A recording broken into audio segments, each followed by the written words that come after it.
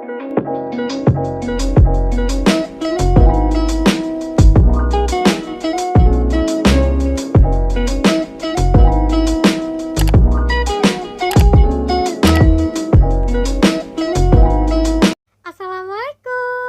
Halo teman-teman. Gimana kabarnya hari ini? Semoga kalian dalam keadaan sehat ya. Halo, salam kenal. Aku Putri Aisyah. Tahun ini aku menempuh pendidikan di Universitas Bina Sarana Informatika. Di video kali ini, sesuai dengan judul dan thumbnail yang kalian lihat, ya benar, aku akan menjelaskan tentang analisa laporan keuangan. Apa itu analisa laporan keuangan? Analisa laporan keuangan adalah kegiatan menganalisa laporan keuangan yang lahir dari suatu konsep dan sistem akuntansi keuangan. Dengan memahami sifat dan konsep akuntansi keuangan, maka akan lebih mengenal sehingga dapat menjaga kemungkinan salah tafsir terhadap informasi yang diberikan. Arti penting analisa rasio keuangan. Analisis terhadap data keuangan suatu perusahaan dilakukan dengan tujuan untuk memperoleh gambaran tentang perkembangan keuangan suatu perusahaan. Analisis rasio keuangan merupakan dasar untuk menilai dan menganalisa prestasi operasi perusahaan. Analisis rasio keuangan juga dapat digunakan sebagai kerangka kerja perencanaan dan pengendalian keuangan.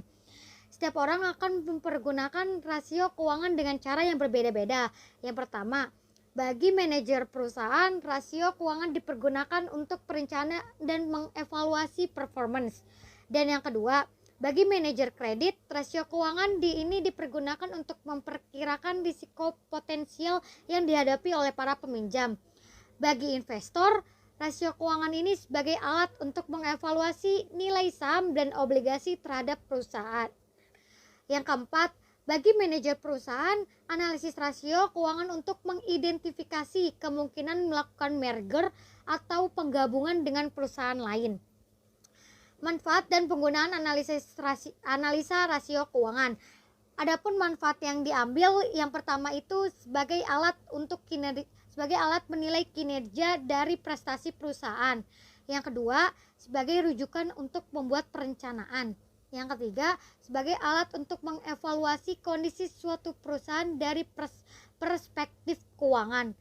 Analisis rasio keuangan dikelompokkan menjadi 6 kelompok rasio. Yang pertama, rasio likuiditas. Yang kedua, rasio aktivitas. Yang ketiga, rasio liabilitas. Yang keempat, rasio kemampuan menghasilkan laba.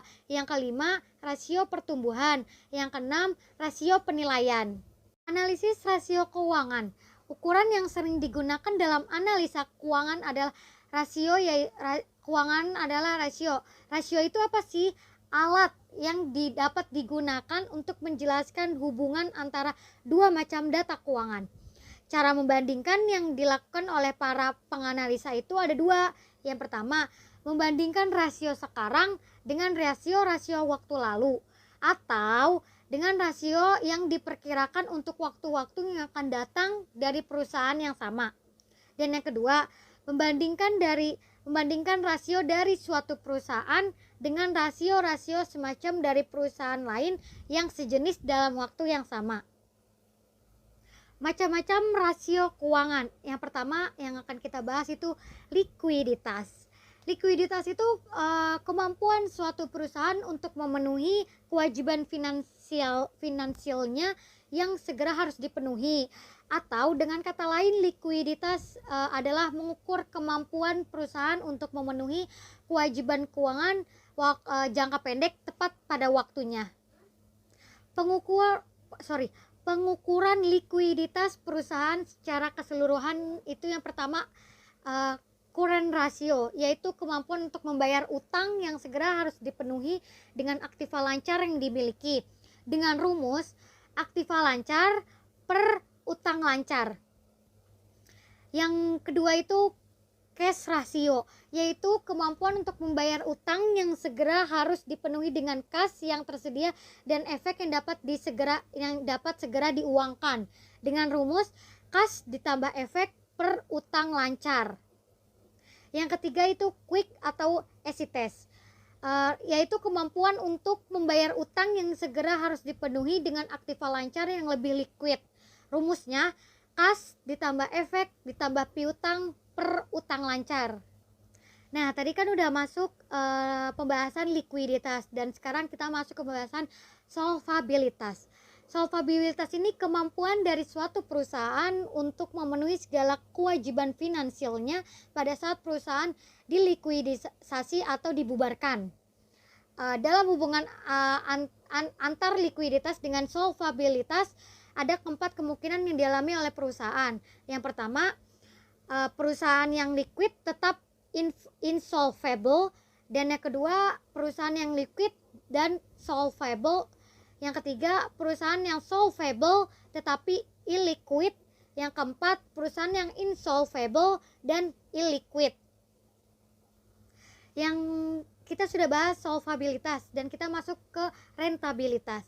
Rentabilitas itu kemampuan suatu perusahaan untuk menghasilkan laba selama periode tertentu. Cara penilaiannya gimana sih? Dia ada dibagi dua, yaitu rentabilitas ekonomi dan rentabilitas modal sendiri atau rentabilitas usaha. Kita masuk dulu ke rentabilitas ekonomi. Rentabilitas ekonomi ini perbandingan antara laba usaha dengan modal sendiri dan modal asing yang dinyatakan dalam persentase. Dan yang kedua, rentabilitas modal sendiri. Perbandingan antara jumlah laba bersih dengan jumlah modal sendiri. Hanya itu yang bisa saya sampaikan. Maaf jika ada salah-salah kata. See you next video. Bye-bye.